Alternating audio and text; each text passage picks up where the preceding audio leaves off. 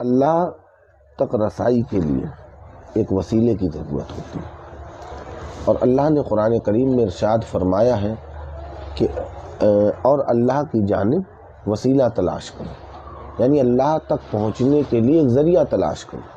بھائی دیکھیے، ہم اللہ کو نہیں جانتے تھے، اللہ نے نبی کی ذات کو ایک وسیلہ بنایا، ذریعہ بنایا۔ نبی کیا ہے؟ ایک وسیلہ۔ نبی کیا ہے؟ ایک ذریعہ ہے، جن کے ذریعے ہم اللہ کو جان پائیں، اللہ کو پہچان پائیں۔ قرآن کیا ہے؟ وسیلہ ہے اللہ کی قربت کو حاصل کرنے کا، کہ اللہ نے ہم کو کیا حکم دیے ہیں اور اس کے حکم پہ عمل کرتے ہوئے ہم اللہ کی بارگاہ میں مقبول ہو جاتے ہیں۔ اسی طریقے سے قرآن آج بھی موجود ہے، نبی کی سیرت، نبی کی سنتیں آج بھی کتابوں میں موجود ہیں، نبی کی حدیثیں آج بھی موجود ہیں۔ لیکن ہوتا یہ ہے کہ جیسے قرآن ہے کہ قرآن کو پڑھ کے ہی ہدایت پانے والے ہدایت پا جائیں گے اور گمراہ ہونے والے گمراہ ہو جائیں گے، تو صحابہ نے تو قرآن حضور سے سیکھا، اللہ کے رسول سے سیکھا، تو استاد یعنی پیر کون ہو گئے؟ حضور، اور صحابہ ہو گئے مرید۔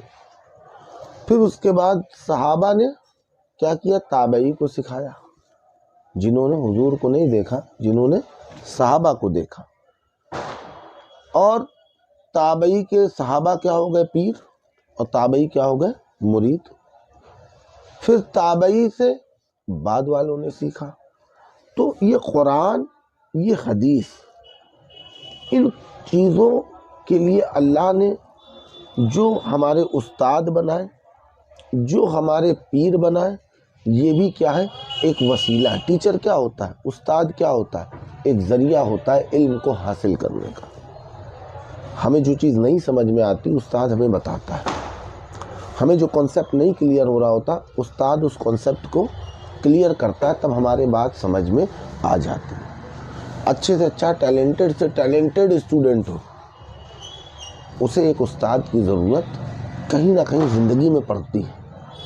ٹیلنٹڈ مطلب کہا جائے کہ جینیس بچہ ہو، وہ بھی کہیں نہ کہیں، کیونکہ اس کے لیے وہ تعلیم کیا ہوتی؟ نئی ہوتی ہے، وہ اس کے بارے میں کچھ نہیں جانتا، تو اس کو وہاں پر استاد کی ضرورت پڑتی ہے۔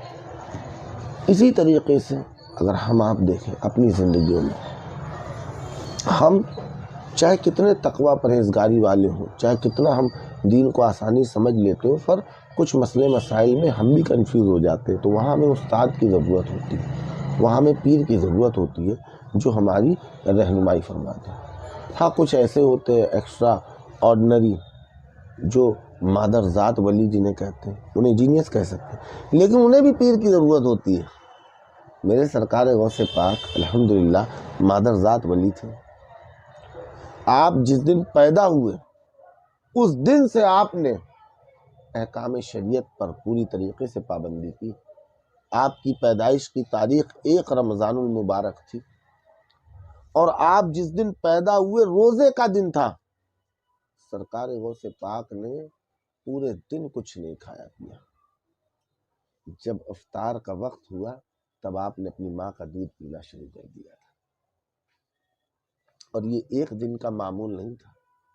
جب تک آپ کے دودھ پینے کا زمانہ تھا تب تک آپ کا یہی معمول تھا کہ رمضان کا مہینہ جیسے آتا آپ کیا کرتے؟ آپ سحری کے بعد سے دودھ نہ نوش فرماتے تھے، اور افطار کے وقت میں آپ دودھ پیا کرتے تھے، یہاں تک کہ ایک مرتبہ لوگ شک میں پڑ گئے کہ رمضان کا چاند ہوا کہ نہیں ہوا۔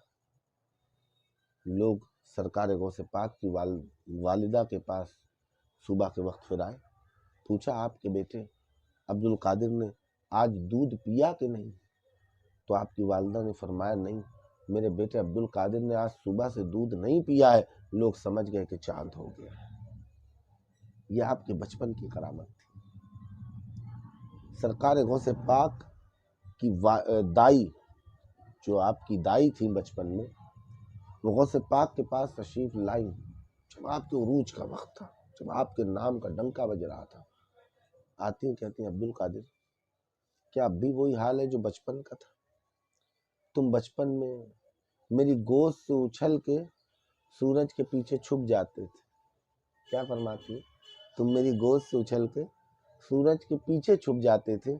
کیا آج بھی وہ حال ہے؟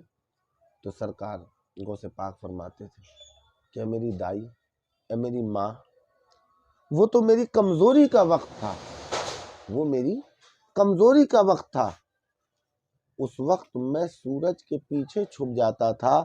آج ایسے کروڑوں سورج خود میرے اندر چھپے ہوئے.